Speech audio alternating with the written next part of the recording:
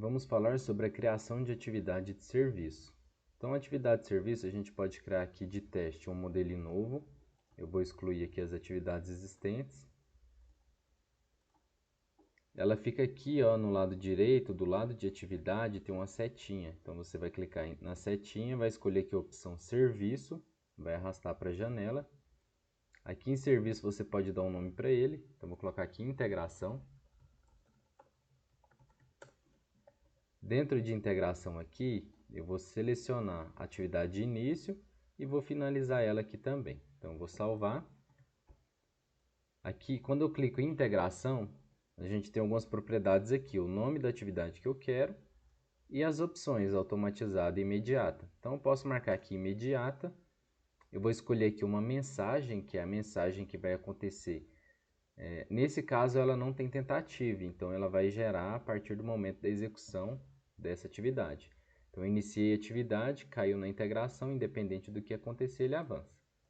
Então, eu clico aqui na atividade de integração, vou clicar aqui agora em editar script da tarefa e vou colocar um código aqui só para ele parar de retornar o erro. Então, vou colocar aqui return true, né? Então, eu vou retornar verdadeiro, ele vai avançar para mim e finaliza a minha atividade. Então, basicamente, a atividade de integração é aquela atividade que você quer executar sem a necessidade de aguardar que o usuário trave em tela, né? Então, quando a gente usa ali eventos de processo, por exemplo, o before state, quando eu starto a atividade, se eu fizer essa mesma atividade aqui com a tratativa do before state e eu gerar de alguma forma algum erro na atividade seguinte, o sistema vai barrar a execução e não vai permitir eu avançar.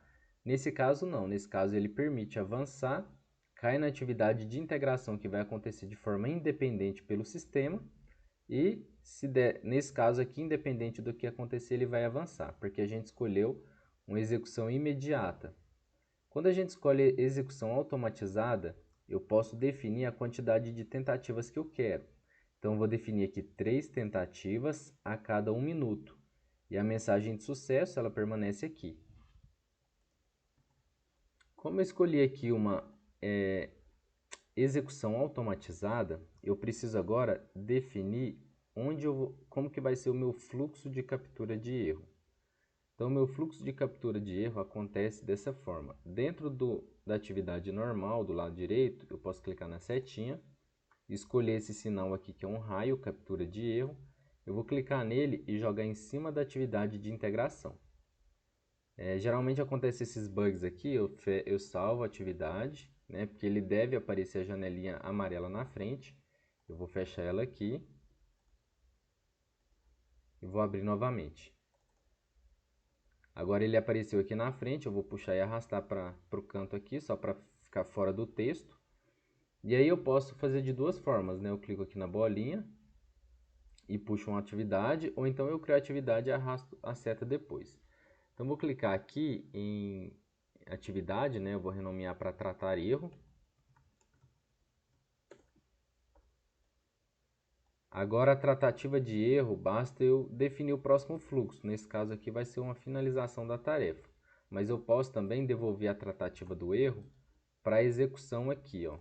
Seria para a execução da integração. Então vamos supor que eu resolvi o problema que ele estava apontando no erro, devolvi para a integração. Aí a integração vai executar novamente, se der certo ele avança, senão ele devolve para a tratativa. Então, tratei o erro, movimentei para a finalização ou para o meu fluxo normal. O que eu quiser que ele aconteça, né? Então, quando eu marco aqui integração automatizada, após a terceira tentativa, ele vai avançar, independente se der certo ou não. Nas tentativas que der erro, o que ele vai fazer? Ele vai direcionar para a tratativa de erro, alguém vai ter que avaliar essa mensagem, entender o que aconteceu, né, e resolver o problema. Mas tudo que eu colocar nas minhas exceções aqui dentro da integração, ele vai escrever aqui nos comentários, né, o histórico do processo. Voltando aqui à atividade de integração, eu vou clicar nela. Vou clicar aqui em editar script da tarefa. Em script da tarefa, agora eu vou criar de outra forma. Aqui a gente precisa de fato definir as exceções. Então eu vou criar aqui uma condição try Então, eu vou fazer tentativas, né, aqui de execução de código e se der algum erro, vou capturar ele aqui. Primeira coisa que eu vou fazer é fazer um log do error. Né? Então, eu posso concatenar o log aqui também com alguma outra mensagem, que seria para facilitar na busca do log lá na frente. Depois, a gente vai fazer a exceção, né? Throw. Então, eu escrevi, aconteceu um erro e vou concatenar aqui a mensagem. Apenas para efeito de teste, eu vou tentar fazer aqui uma variável, que ela vai dividir 0 por 1. Então, eu vou colocar um ponto e vírgula e vou fazer o teste aqui desse processo. Quando fazemos então o teste de 0 dividido por 1, o sistema executa o fluxo e assim, em menos de um segundo ele já finaliza a atividade. Quando a gente faz o teste aqui de 1 dividido por 0, o sistema também finaliza a atividade, ele não está caindo em exceção. Por que que isso está acontecendo? Quando a gente faz o teste aqui no Java direto de 1 dividido por 0, o Java vai retornar uma exceção em que ele vai dizer que a divisão por 0 ela não é possível. Né? Então, 1 dividido por 0 não é possível, então ele vai retornar uma exceção. Então, o Java trata isso de uma forma e o JavaScript ele vai tratar de outra forma. O JavaScript ele não vai me retornar uma exceção, ele só vai me trazer como se fosse ali um resultado, né, em string, um valor, em que ele está dizendo que o resultado disso é infinity. Então, é como se fosse uma exceção do JavaScript, porém, ele não aborda a exceção igual o Java. Então, a gente precisa tomar esse cuidado lá na frente. Porque quando eu faço lá dentro do Fluig para ele exportar o log, para ele gerar o log da minha variável, né? Então, quando eu pego ali a variável de número 1 dividido por 0, ele retorna para mim o log dela de infinity dentro do Fluig. O mesmo caso acontece lá no Java se eu dividir 1 por uma string. Então o Java vai me retornar uma exceção, falando que não é possível, né, utilizar o operador de divisão para os tipos de inteiro com string. Já no JavaScript a mesma coisa acontece, só que de forma diferente ele retorna um NaN. Então por esse teste percebemos também que o Fluig utiliza a interpretação do JavaScript e não do Java, e retorna um not a number lá embaixo.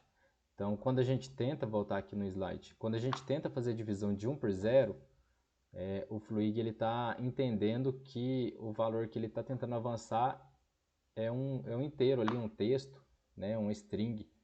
Ele simplesmente avança porque não gerou nenhuma exceção, né? Diferentemente do Java, se acontecesse no Java, o Java geraria exceção e entraria para a gente. Então, se eu for dar uma olhada aqui no código, quando eu falo que o var número 1 dividido por A, o var número 1 dividido por A, ou então o var número 1 dividido por 0, eu teria que fazer a tratativa dentro dele aqui, porque se eu só lançar a exceção, o Fluig não vai entender.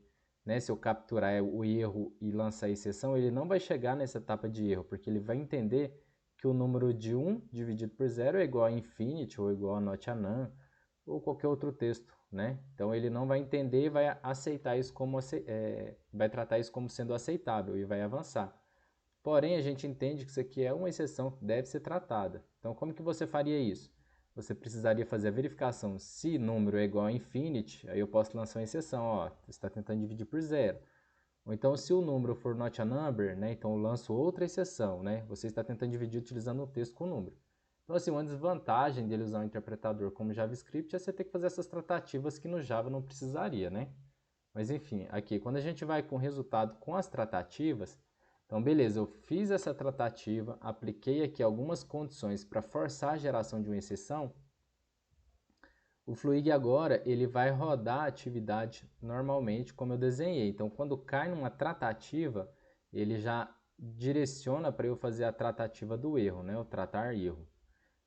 Então a gente pode observar que eu startei a atividade aqui ó, às 9h16 e ela movimentou para a tratativa de erro às 9h18, né? E como eu defini lá que são 3 tentativas a cada 1 minuto, a gente pode entender o seguinte: quando eu lancei a atividade, iniciei ela, o Fluig executou ela na primeira tentativa de forma automática. Então, nesse minuto 16, ele já startou de forma automática. Quando ele identificou o erro, ele tentou novamente ao minuto 17 e depois ao minuto 18 gerando as 3 tentativas que a gente tinha parametrizado ali. Então aqui ele escreve, né, qual que é a exceção que aconteceu e escreve aqui no histórico do processo. Então quando a gente pode observar aqui as lições aprendidas, né? Então, ao utilizar a atividade de serviço, é sempre importante estar atento às possibilidades de erro. Assim a gente evita que o sistema entende como sendo o resultado válido e acabe avançando incorretamente. Da mesma forma, a conclusão, né, com base nos testes realizados, o Fluig utiliza as exceções do JavaScript em vez do Java na atividade de serviço. Aí, neste contexto, é importante observar quaisquer exceções que podem ser geradas indevidamente e realizar tratativa. O que isso significa? A gente precisa observar como que a gente pode forçar erros, né, que poderiam acontecer para tratar aqui diretamente de uma forma que o JavaScript ali ele retornaria um string, alguma coisa que não de fato é uma exceção. Então, nesse cenário aqui, pelo que eu pude entender, o Fluig aqui ele só vai capturar as exceções que o próprio Java não conseguir fazer a tratativa. O que vier de texto do JavaScript, ele avança normalmente.